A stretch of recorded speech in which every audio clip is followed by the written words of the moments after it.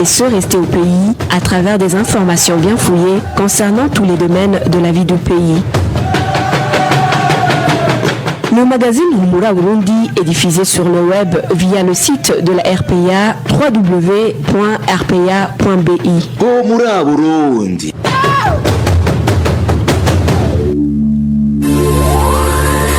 À la présentation, Nadège Irakoze.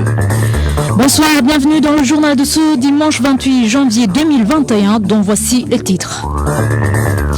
Les étudiants de l'Institut supérieur des cadres militaires réclament un dépistage de tous les étudiants. C'est après que certains d'entre eux ont été testés positifs à la Covid-19. Dans la deuxième partie de ce journal, nous allons revenir sur la décision du ministre de l'Intérieur qui ordonne tous les commerçants qui exercent aux alentours des marchés publics de déménager. Voilà pour le sommaire. Fabrice Ndemurukundo est à la cabine de son. Mstave Nyungeko assure la prise d'image. Tout de suite le développement de ces titres. Encore une fois, bienvenue. Débutons par la page santé. L'Institut supérieur des cadres militaires, ISCAM en sigle, touché par la pandémie de Covid-19. Les étudiants de cet établissement demandent qu'il y ait plus de mesures pour limiter la propagation de la pandémie, tel qu'un dépistage de tous les étudiants. Inès Gakidza. Depuis vendredi dernier, l'ISCAM a déjà enregistré 4 cas positifs, 3 candidats officiers et un homme de rang. Nos sources à l'ISCAM font savoir qu'ils ont été dépistés sur leur demande après avoir constaté qu'ils avaient les symptômes de la Covid-19. Les étudiants de l'ISCAM regrettent qu'il n'y a pas de mesures efficaces de lutte contre la propagation de ce virus qui soient prises. Nous sommes en contact permanent ici à l'ISCAM. Nous étudions ensemble, nous faisons les entraînements ensemble. Même chose au rassemblement. Certains partagent même le lit.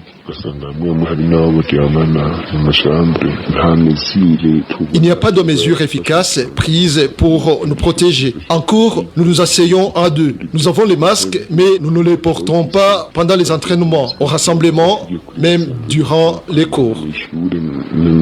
Les étudiants de l'ISCAM sont au nombre de plus de 400. Ils réclament un dépistage massif, seul moyen de limiter la propagation du virus, vu qu'il existe des cas asymptomatiques. Contacté par la RPA, le général Gaspard Baratouza, directeur de l'ISCAM, nous a renvoyé au ministère de la Santé qui détermine le protocole à suivre partout où il y a des cas de la pandémie. Nous avons essayé de joindre Dr Tadendi Koumana et Dr Jean Bosco Gilukushaka, respectivement ministre et porte-parole du ministère de la Santé, mais sans succès. Merci Inès Gakidza. Et en page sécurité, défendre les policiers qui commettent des crimes contre la population, les encourage à en commettre davantage.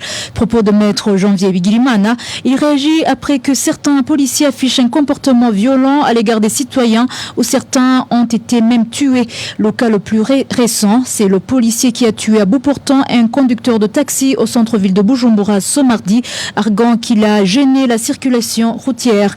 Et la police a expliqué que c'était une légitime défense.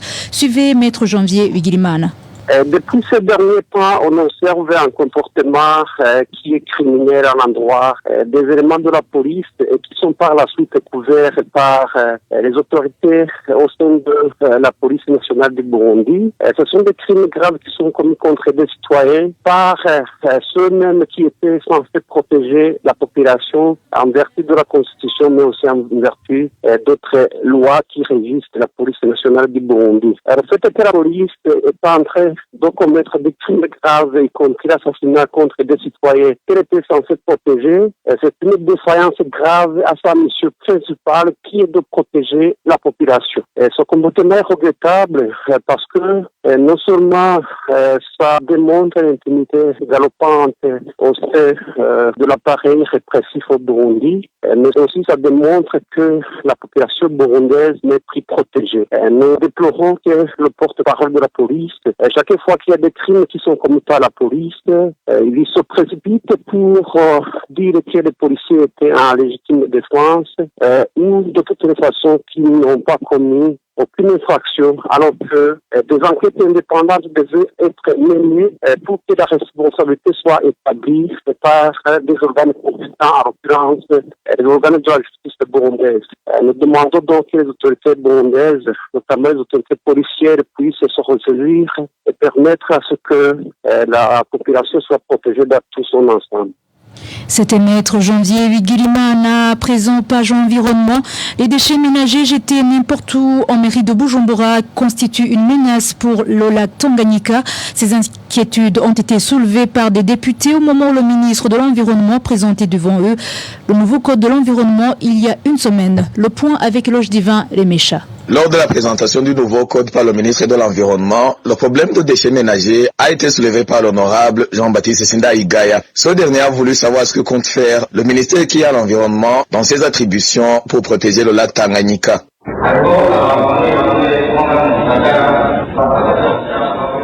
Certains citadins jettent les déchets ménagers dans des caniveaux et quand il pleut, ça pollue le lac. Autre chose, certaines industries, par exemple celles qui produisent l'huile de palme, jettent les déchets directement dans le lac Tanganyika. Que préconise le ministre de l'Environnement pour protéger ce lac?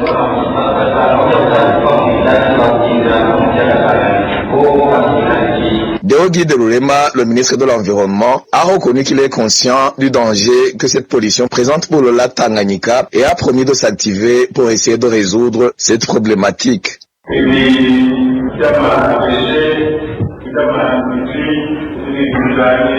Le problème réside dans le fait qu'il manque de coordination dans la planification de l'aménagement du territoire. Désormais, on va faire une évaluation et il se pourrait que certaines industries soient délocalisées.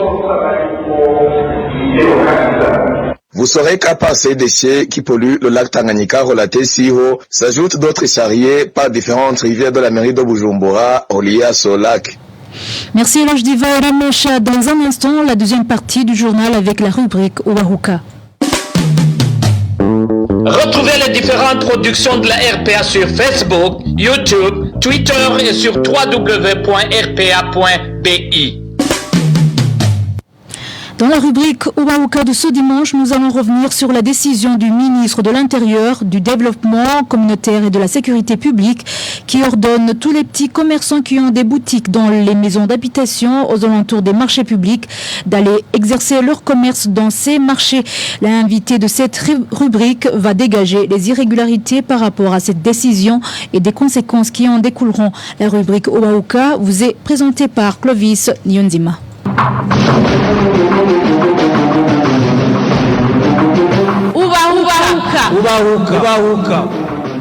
À partir du 1er mars 2021, toutes les boutiques de proximité qui sont érigées dans les voisinages des marchés à mairie de Bujumbura ne seront pas autorisées. Les propriétaires de ces derniers seront obligés de quitter les lieux pour aller travailler dans les marchés publics. Récente décision parmi tant d'autres ayant été déjà prise par le ministre de l'Intérieur, du Développement communautaire et de la Sécurité publique, commissaire de police Gervais Dilakobucha.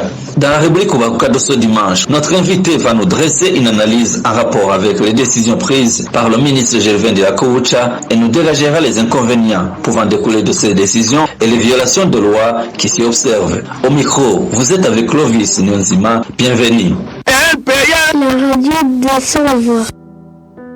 Selon le ministre commissaire de police Gervais Dilakobucha, les taxes qui sont payées par les petits commerçants propriétaires de boutiques de proximité et de ceux qui transforment les maisons d'habitation en boutiques n'arrivent jamais dans le trésor national. C'est pourquoi à partir du 1er mars, leurs propriétaires devront exercer leur commerce dans les marchés de l'État.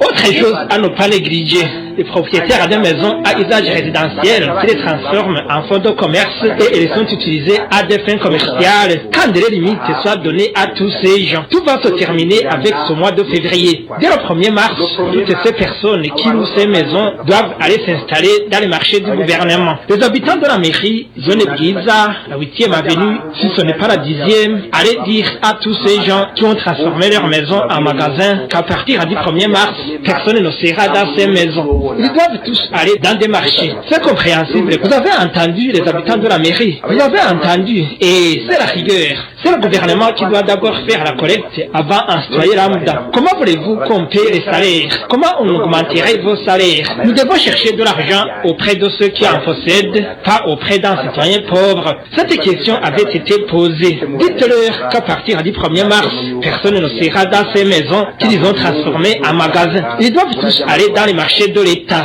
La période qu'on leur donne, c'est pour chercher les places dans les marchés. Les marchés sont vides.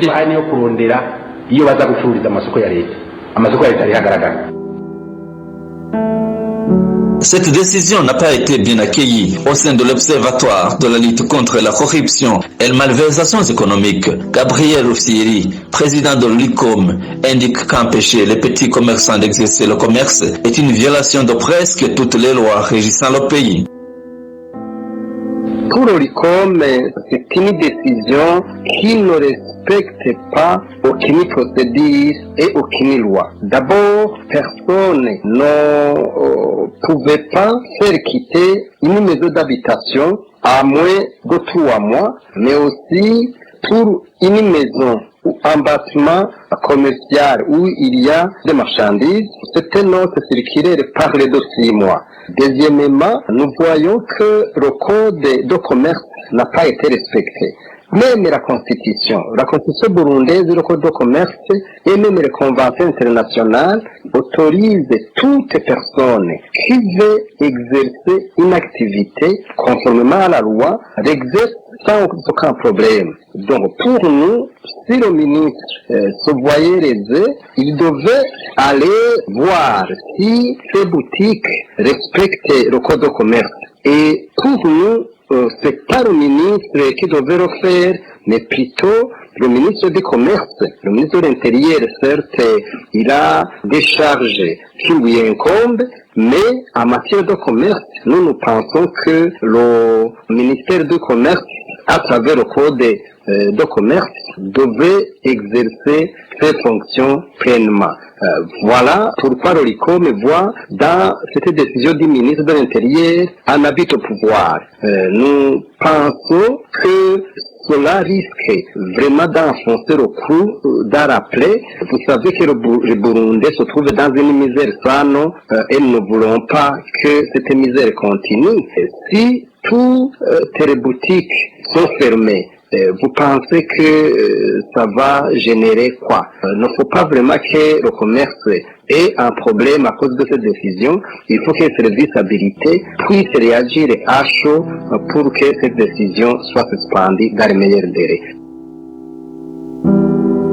Certains habitants de la mairie de Bujumbura s'inscrivent en faux contre cette mesure du ministre, tout en soulignant que certaines personnes pourraient mourir de faim, et d'ajouter que même sa mise en application est opérée d'une manière dépassée par les agents de sécurité.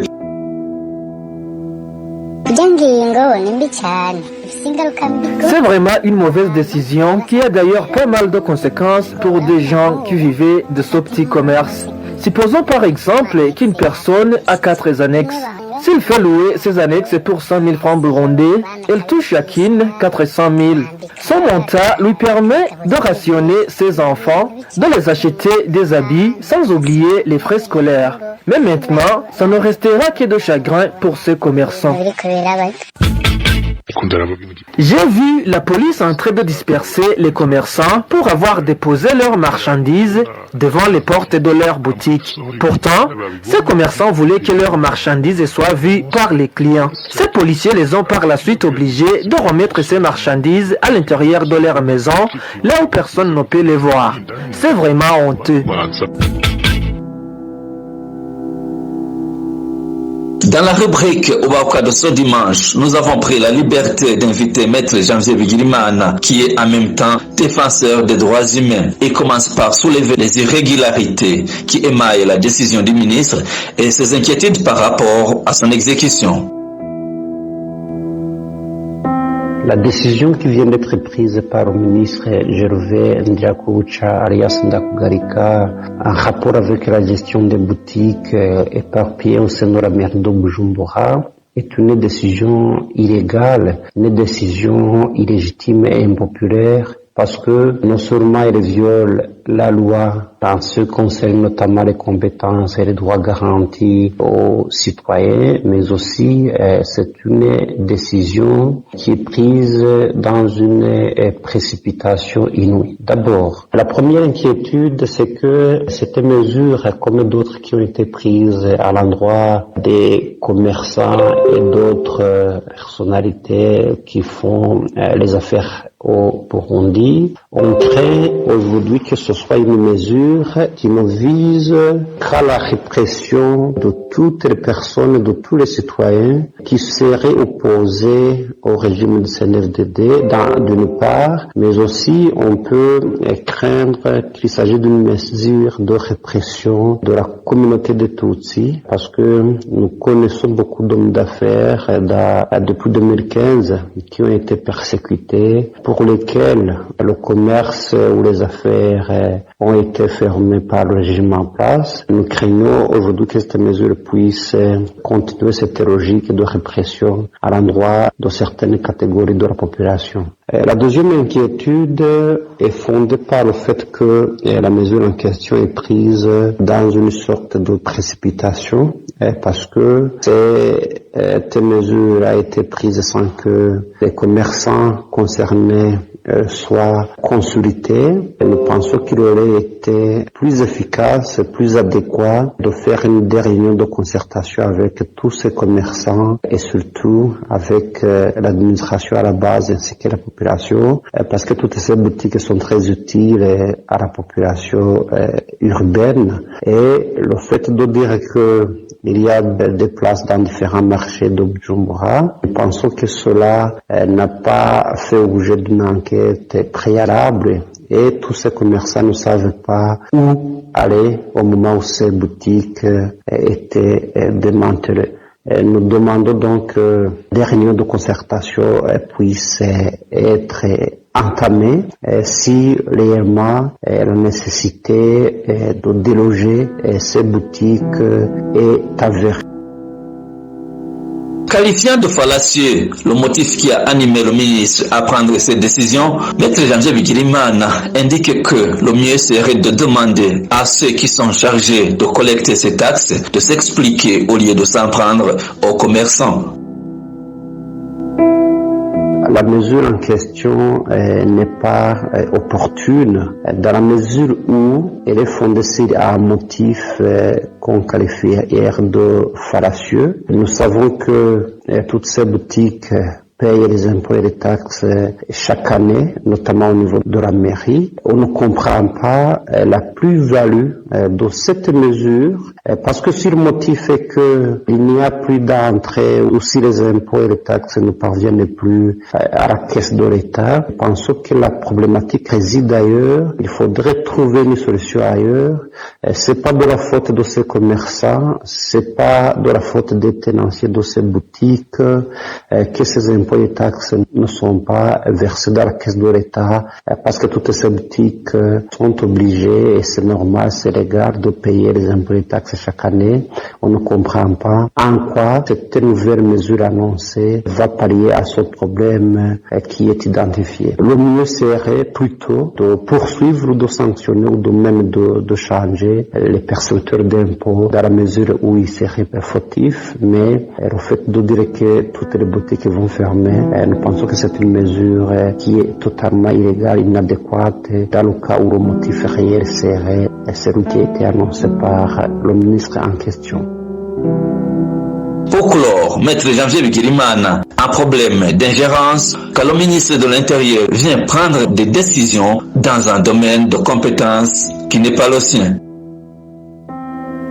En dernière analyse, il y a un problème sérieux de compétences, de répartition des compétences entre différents ministres, entre différentes institutions. Nous pensons que dans le cas d'espèce, le ministre en question, qui est en charge, entre autres, de la sécurité intérieure, de la sécurité publique en général, ainsi que le développement communautaire, ainsi que les affaires de l'intérieur du pays, n'est pas du tout compétent pour régler les affaires en rapport avec les impôts et les taxes, encore moins en rapport avec le commerce. Nous avons d'un côté l'Office burundais des recettes, nous avons également la mairie de Bujumbura, nous avons un ministre en charge du commerce, nous avons un autre ministre en charge des finances publiques. Nous ne comprenons pas comment le ministre Gervais Ndiakou-Ucha prétend être compétent pour gérer les affaires en rapport avec les impôts et les taxes. Nous pensons qu'il est en train de piétiner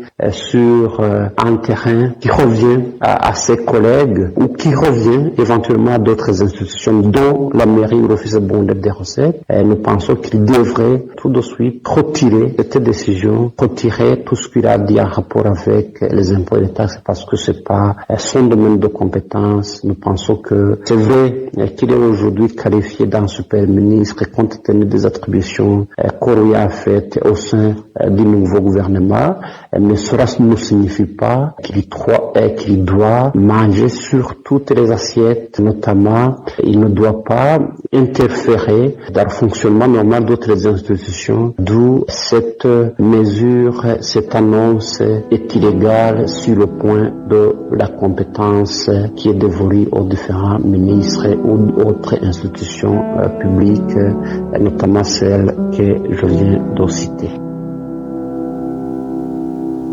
C'est sur ce point de vue de Maître Janvier Bigirimana que s'achève la rubrique Ouaouka de ce dimanche, qui était centrée sur les décisions prises par le ministre de l'Intérieur, commissaire de police Gervais de la Koboucha, en l'occurrence celle qu'elle vient de prendre dans le but de proscrire les boutiques dans des maisons d'habitation ou dans les environs des marchés publics. Merci à notre invité. Merci à vous tous qui nous suivez. Au micro, vous étiez avec Clovis Nyonzima. À la prochaine.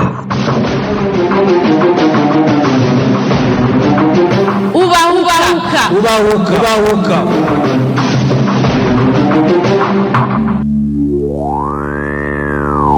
Merci Clovis Nyonzima. Voilà, c'est ici que prend fin le journal de ce dimanche 28 février 2021. Merci de nous avoir suivis. Merci à l'équipe rédactionnelle ainsi qu'à l'équipe technique. À la présentation, vous étiez avec Nadège Ilakoudze. Excellent dimanche à tous.